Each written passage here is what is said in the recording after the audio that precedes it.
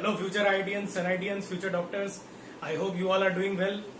अब बहुत most awaited topic जो होता है न्यूटन्स लॉज ऑफ मोशन का बच्चों के दिमाग में वो होता है कंस्ट्रेंट रिलेशन. आज उसी पे हम लोग काफी डिस्कशन करने वाले हैं और कहीं ना कहीं कंस्ट्रेंट का मीनिंग समझने की कोशिश करो कि कंस्ट्रेंट का मीनिंग क्या है. Constraint is actually bounded to some particular conditions. मतलब कुछ पर्टिकुलर कंडीशंस के हिसाब से मोशन को कराना और ऑब्जेक्ट्स के बीच में या उनकी वेलोसिटीज के बीच में या फिर उनके एक्सेलरेशंस के बीच में एक रिलेशन सेट करना. तो that relation is called as constraint relation. जब हम लोग एग्जांपल्स करेंगे तो आपको खुद ब खुद समझ में आ जाएगा कि एक्चुअली ये बाउंडेशंस, ये कंडीशंस हैं क्या जिसको हम लोग कंस्ट्रेंट रिलेशन कहते हैं. तो फटाफट सीधे एग्जाम्पल पे आते हैं. एग्जाम्पल लेते हैं. पहले कुछ बहुत इजी एग्जाम्पल से स्टार्ट करते हैं और फिर डिफिकल्टी लेवल अपन बढ़ाएंगे. पुलिस, मूवेबल पुलिस भी रखेंगे, फिक्स पुलिस भी रखेंगे और उनकी क्वांटिटीज भी बढ़ा के देखेंगे. लेकिन अभी के लिए let's say this is a fixed pulley. ठीक,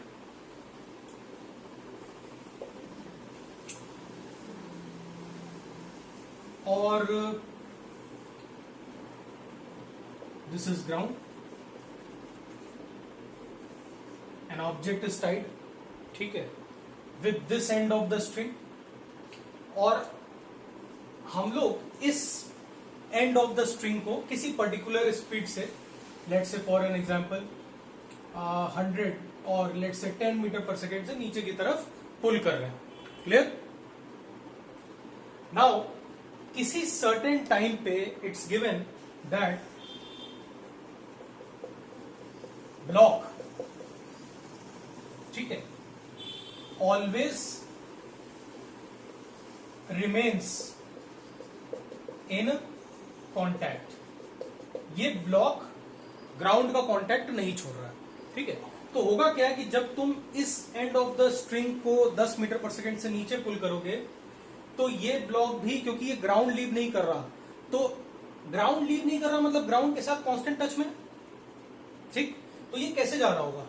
ये परफेक्ट हॉरिजॉन्टली जा रहा होगा.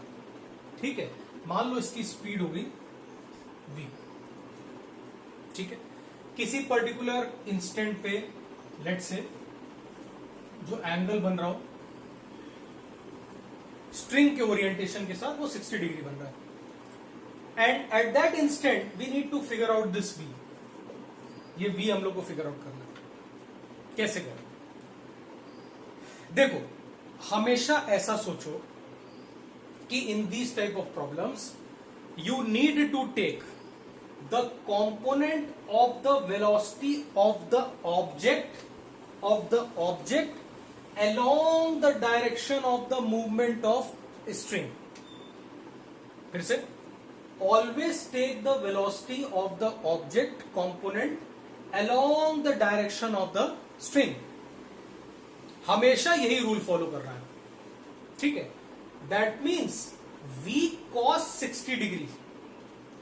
v cos 60 degree. अच्छा सोचो पहले तो कि अगर ये एंड 10 से नीचे आ रहा है तो ये वाला भी स्ट्रिंग का पॉइंट या एंड 10 से नीचे आना चाहिए.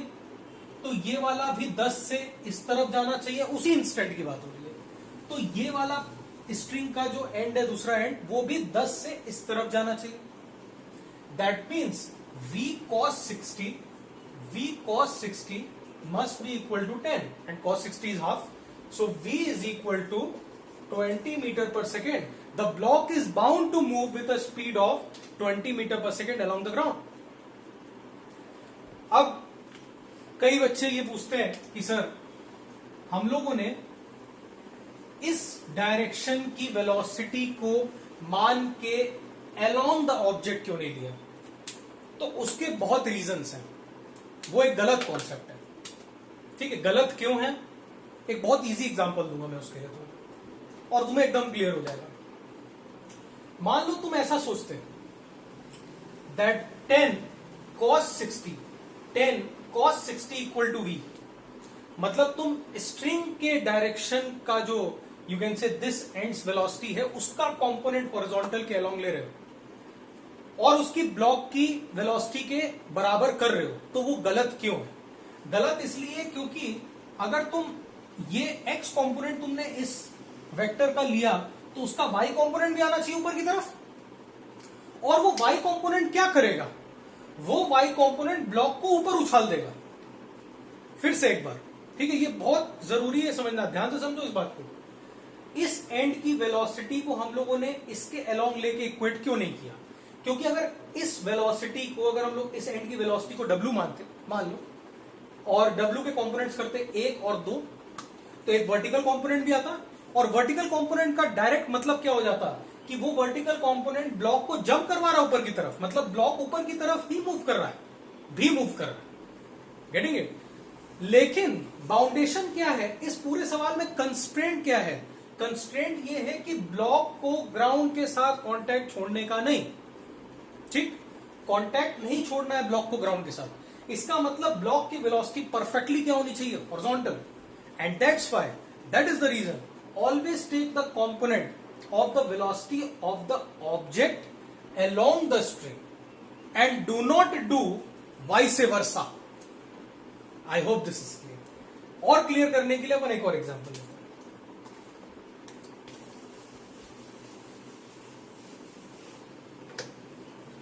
लोगों को टफ लगता है, it's a very easy topic, ठीक है, समझ के करो, बहुत आसान। जैसे मान लो यहां पे एक कंसिडर किया हम लोगों ने, दिस अ स्मूथ रॉड, ठीक है, और कुछ ऐसा रिंग टाइप का स्ट्रक्चर यहां पे हम लोगों ने फंसा दिया, such that this ring is movable, ठीक है, और इस रिंग से एक धागा लिया और एक पुली की मदद दी बेसिकली हम लोगों ने, फिक्स पुली, और इस धागे को हम लोग नीचे की तरफ हॉरिजॉन्टली खींच रहे हैं किसी भी स्पीड से। मान लो वैल्यू यहां पे हम लोग ले ली 20 मीटर पर सेकेंड, ठीक, ओके। सवाल समझ में आ रहा होगा, हम लोग को रिंग की वेलोसिटी निकालनी होगी, W, let's say W is unknown, ठीक है। कंस्ट्रेंट समझो बच्चों, पहले कंस्ट्रेंट मतलब कंडीशंस, मतलब बाउंडेशंस। अब इस क्वेश्चन में कंडीशन क्या होनी चाहिए, सीधी सी बात है, सभी लोगों को, तुम लोग को दिख रहा होगा जो भी देख रहे हैं ये video, ring is constraint to move perfectly in the horizontal direction only, ring is constraint to move perfectly in the horizontal direction. तुम सोचो ना यार, तुम इस मार्कर को दो सपोर्ट्स के बीच में फिक्स कर लो, यहां पे कोई चीज ऐसी लटका दो जो मूवेबल हो, रिंग टाइप का स्ट्रक्चर, तो वो रिंग क्या कर सकता है, वो तो इधर से इधर, इधर से इधर ही आ सकता है। तो रिंग इज बाउंडेड, ठीक है, रिंग का कंस्ट्रेंट ये है कि वो इसी डायरेक्शन के अलोंग या इस डायरेक्शन के अलोंग चल सकता है। सवाल आसान हो गया। Let's say the rings speed is W, और मान लो ये कोई एंगल है, let's say theta, and this theta is let's say 45 degrees. तो इस इंस्टेंट पे हम लोग को W बताना है, ठीक है। देखो यार बच्चों, एंगल जैसे जैसे चेंज होता जाएगा उसके साथ साथ उसकी स्पीड भी वेरिएबल होती जाएगी, अगर तुम स्ट्रिंग के दूसरे एंड को एक ही स्पीड से, कांस्टेंट स्पीड से खींच रहे हो, ठीक है। बट इन क्वेश्चंस में जनरली हम लोगों से इंस्टेंटेनियस स्पीड पूछा जाता है, तो इंस्टेंटेनियस स्पीड निकालने के लिए वही कंस्ट्रेंट का हिसाब, you should take the component of the velocity of the object along the string and not vice versa, ठीक है। तो तुम इस एंड को अगर 20 से नीचे पुल कर रहे हो तो ये एंड भी 20 से नीचे जा रहा होगा, ये वाला, ये पॉइंट स्ट्रिंग का ये 20 से इधर आ रहा होगा, ये वाला 20 से इधर आ रहा होगा, और ये वाला भी 20 से इधर आ रहा होगा, क्लियर है। अगर ये पॉइंट 20 से इधर आ रहा है तो take the component of the velocity of the object along the direction of the movement of the string, W cos theta equals to 20. I hope this is clear. Cos theta is 45. You can say W is 20 √2 meter per second. Easy है, कहाँ tough है constant. तो ये खैर कुछ हम लोगों ने इजी एग्जांपल्स भी लिए। अब कुछ और इसमें देखते हैं यार, कुछ और अलग टाइप की चीजें करते हैं।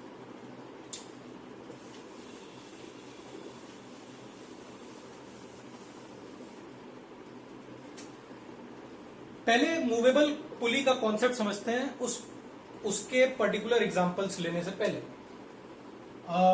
लेट्स से अभी तक बच्चों देखो हम लोगों ने जो भी केसेस किए हैं फिक्स पुली के किए हैं, ठीक है। कुछ मूवेबल पुली के कॉन्सेप्ट हम लोग समझने की कोशिश करते हैं। तो movable pulley, let's say this is a movable पुली, ठीक है।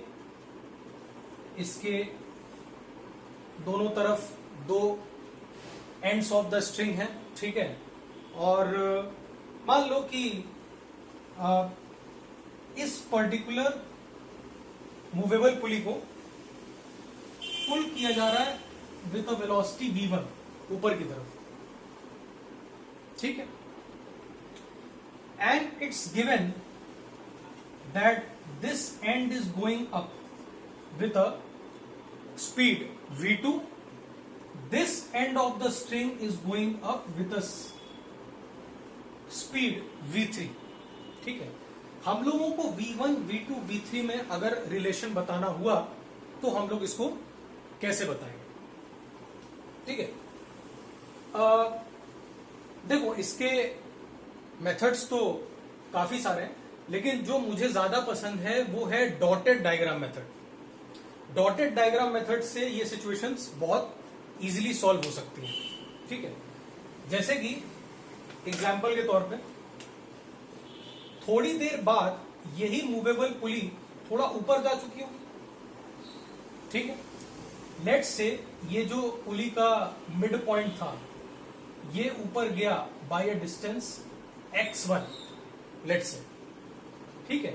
अब देखो बच्चों, इसको ऊपर जाने के लिए इसको दोनों तरफ धागे की सप्लाई चाहिए, समझो।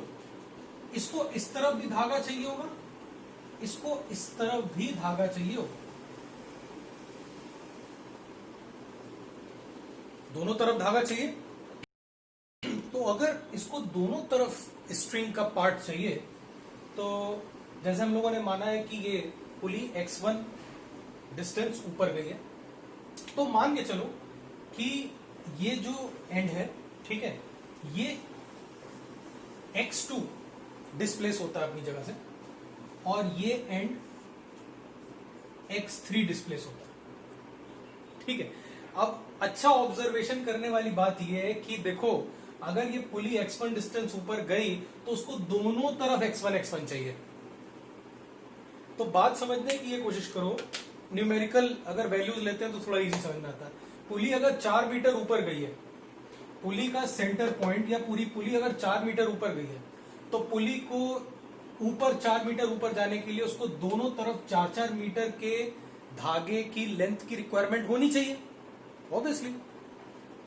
तो इसका मतलब ये है कि जैसे अगर मैं तुम्हें एक एग्जांपल बोलूं कि लेट्स से x1 रिक्वायर्ड या फिर पुली ने जो डिस्टेंस मूव किया वो मान लो 4 मीटर्स मूव किया, ठीक है, और ये वाला एंड 3 मीटर्स मूव किया, तो इस वाले एंड को कितना मूव करना पड़ेगा? 5 मीटर्स मूव करना पड़ेगा। क्यों? क्योंकि पुली को x1 डिस्टेंस ऊपर जाने के लिए दोनों तरफ x1 डिस्टेंस की रिक्वायरमेंट है, ठीक है। तो जैसे मान लो ये पुली पूरी 4 ऊपर गई, तो आइडियली इस एंड को और इस एंड को अगर ये 4 ऊपर जाते तब जाके मामला सेट बैठ जाता, कंस्ट्रेंट रिलेशन सेट हो जाता। बट ये वाला तो 3 मीटर ही चला, इसने अपनी कम जिम्मेदारी निभाई, तो ज्यादा किसको निभानी पड़ेगी? 5, दूसरे वाले को 5 मीटर। इसका मतलब इन दोनों एंड्स के डिस्प्लेसमेंट का summation divided by 2 is equal to pulley के डिस्प्लेसमेंट का summation. Simple. That means x1 must be equal to x2 plus x3 by 2। And अगर मैं इस पूरी इक्वेशन को डिफरेंशिएट कर दूं विथ रिस्पेक्ट टू टाइम, समय, तो क्या लिख सकते हैं हम लोग?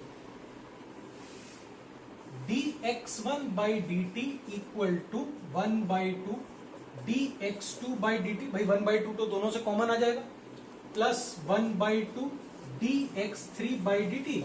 और ये वैल्यूज एक्चुअली में है क्या? Derivative of x1 is v1 obviously.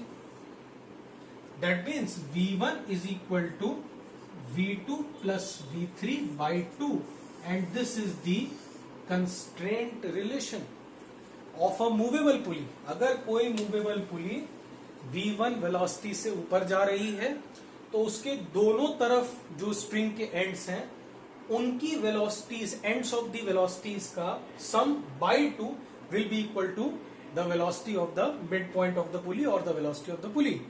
Again अगर इसका रिलेशन हम लोग को एक्सेलरेशन के टर्म्स में लिखना होगा, simple, again differentiate with respect to time, फिर से डिफरेंशिएट कर दिया तो क्या मिला हम लोग को, वेलोसिटी v1 का differentiation a1 is equal to a2 plus a3 by 2, as simple as that. This is the constraint of a movable. तो ये पहले समझाना जरूरी था, क्योंकि अब इस पे बहुत सारे सवाल हम लोग कर सकते हैं, और हम लोग इसमें जो क्वेश्चंस करेंगे वो मूवेबल पुली सिस्टम्स में काफी सारी पुलीज और काफी सारी ब्लॉक्स को कंसिडर करके चलेंगे, जिसमें कुछ सेट ऑफ फिक्स पुलीज भी होंगी, कुछ मूवेबल भी होंगी और ब्लॉक्स होंगे। ठीक है, तो I hope this all thing is clear. आज का कंस्ट्रेंट रिलेशन का फर्स्ट पार्ट आई होप सभी को समझ में आया। तो शेयर करो यार, चैनल को सब्सक्राइब करो, ठीक है, सब्सक्राइब करवाओ, इनफैक्ट तुम लोग देख रहे हो तो तुमने किया ही हुआ। And all the best, stay motivated and wait for the next video of constraint.